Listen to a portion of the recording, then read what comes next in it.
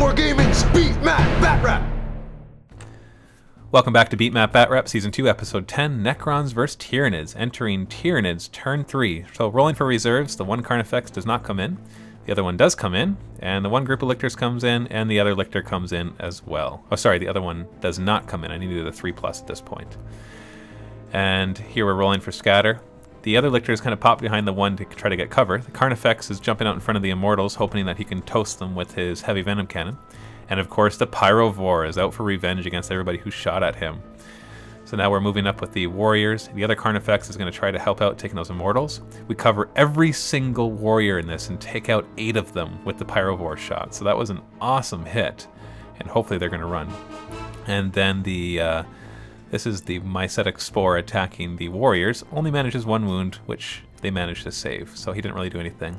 Shot from the Heavy Venom Cannon, gets a direct hit, scoring 5 wounds, and he saves 4 out of 5 of those, because this is an AP4 and they are a 3+ save. Shot from the other Heavy Venom Cannon, scatters back, and doesn't manage to hit any of them, unfortunately. The Warriors then run. I believe that's them running so they can get towards their objective, and also to spread out so they don't get hit. And for some reason I decide I'm not going to leave the lictors in cover where they can get a 3+ save. I'm going to run them out into the open where they get only their no save, or their 5+ save, which is no save against Necrons. Not sure what I was thinking. Reanimation Protocol. He brings back 6 out of 8 of the Necrons, who I just killed. That's a total of 156 points that he's managed to bring back from the dead. Mycetic Spore then fires in with his tentacles, actually manages a couple wounds, and he fails one of those. But we had already rolled Reanimation Protocol, so we just rolled it again right there quickly, and he was gone. Close combat, we have the Tyranid Prime doing as much damage as he can. He manages 2 wounds, of which the Lich Guard fail 1, which is nice, and then the other Warrior gets to attack because, of course, the Lich Guard are going to smack them in the face right back. Manages 2 wounds, and they fail 1 of those as well. So that was also nice. Actually, sorry, no, that was still wounding. So he made that 1 save. They hit back, knock down the Tyranid Prime down to 1 wound, and then they hit the Warrior and hit it a couple times, and they only need 2s to kill it, so it goes. The Tyranid Prime takes 2 extra wounds, fails 1 of the saves, and he is gone. So the Lich Guard have managed to slice through, rolling reanimation protocols. He fails it, so they've never been able to actually make a reanimations protocol, but they are still being very cost effective at what they've been managing to slice down. So killing those Warriors was definitely a boon for him. Close combat against the Warriors here. 4 of them go down to the Gargoyle hits, which is nice. Hoping that I can overrun him finally. And he hits back and manages 2 wounds, of which I save 1, which is nice.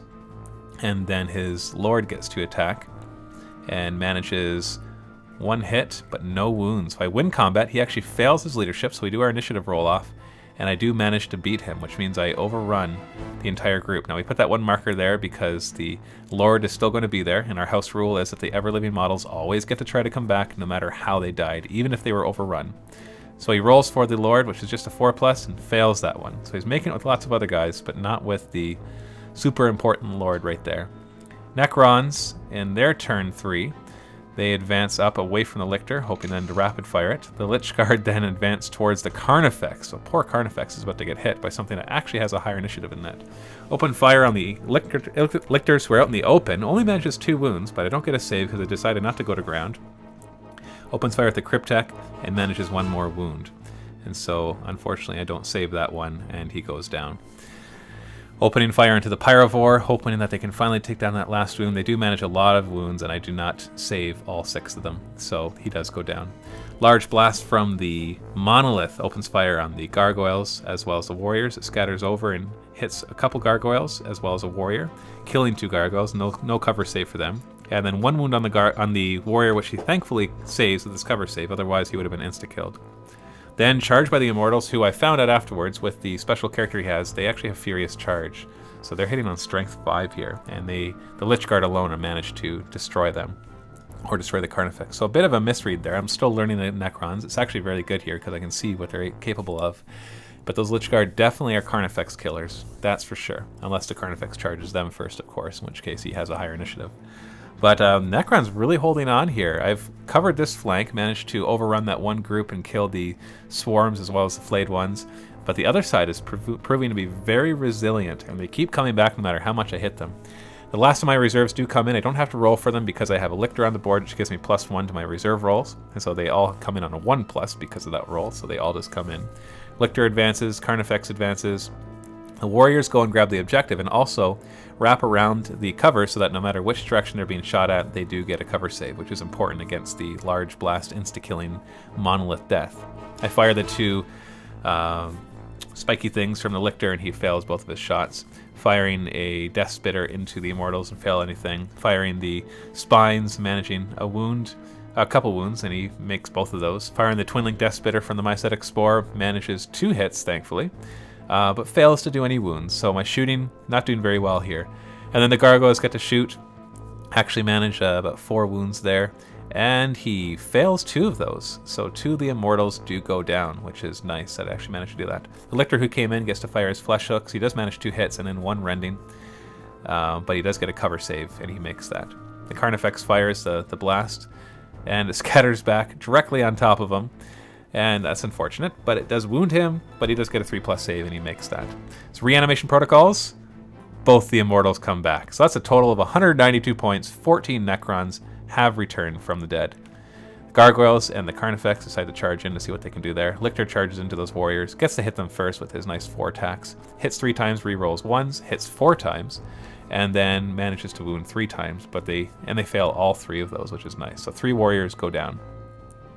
Then the Warriors hit back, of course, and they actually roll very well and get 4 hits and 3 wounds, and I luckily save 2 out of 3 of those, so I'm down by 1 wound. He does make his leadership, just barely, and he gets his reanimation protocol, and one of them comes back. So that's a total of 205 points that the Necrons have come back. In this combat, we have all the Gargoyles going first, only managing to inflict about 6 wounds, and he fails 2 of them, I believe. Yes, 2 of them. And then the Carnifex gets to hit, because he's charged, he has initiative of 3, and manages 2 wounds that he does not get to save, so 2 more Immortals go down. So hoping to win this combat here, because this will be a very decisive combat. If I can win this, then we'll be doing very well. The Necrons, or the Immortals, hit back and manage to kill 2 of the Gargoyles in total. He gets his leadership check, which he makes, and then he gets to roll for the 4 Immortals. All 4 come back. That's 19 that came back in total. 277 points extra in the Necron army. So that reanimation protocol really saving the Necrons there, because I should have already have killed most of those Immortals. And this group of Warriors right here, 6 of them came back from that after that Pyrovore blast. So most of his guys would be dead if it wasn't for the reanimations protocol. So Necron players, take note, reanimation protocol is awesome, especially with the Resurrection Orb. Monolith moves over, fires, scatters off of most of the Warriors, but still manages to clip 1 and wounds it, but I do get a 4+ cover save, which thankfully I make. The Warriors then decide to charge into the Gargoyles because, hey, they'll actually be able to help out in this combat because the Gargoyles only have 1 attack. The Lich Guard decide to help out with the poor Lictor, who obviously is going to die. I should have done his hit and run, but I forgot to do that. Otherwise, he would have probably got gunned down anyways. So Lictors go first, and the Lictor goes first and manages to kill 1 of the Lich Guard. The Lich Guard then retaliate with their 9 attacks, and of course manage to kill him without any problem. So they get their reanimation protocol and fail it again. So the Lich Guard really do not come back, but they do lots of damage. My Warrior, or my Gargoyles, completely whiff. I really needed this combat to go well. Managed to only kill 1 Immortal in total. And then his guys get to hit my Gargoyles, and of course they have lots of attacks, 2 each, and wipe out pretty much all of them, I believe. I think he actually kills every single Gargoyle here. Yes, he does. And then I go with my Carnifex first against the Immortals, and we realize afterwards he's a lower initiative. He does kill 2 of them, but we remember, oh, they were supposed to go first, so they hit him first, and 2 would come back if they actually managed to kill him. But they only managed to do 0 wounds, so that didn't really... Or actually, they managed to do 3 wounds that he failed. And so the Immortal comes back, total of 295 points of extra Necrons. End of round 4. Not looking very good for the Tyranids, but I still do have some punch left in me with those Carnifexes and the Warriors, and the 1 Lictor, of course. But that combat just being frustrating for the Tyranids because the Necrons keep coming back over and over and over again, providing a lot of extra firepower and manpower in this fight. So stay tuned for part 4, round 5. Go ahead and click that annotation if you're on YouTube. If you are MiniWarGaming, the link will be below. And don't forget to subscribe and like this video. And leave a comment below who you think is going to win based off of what you've seen.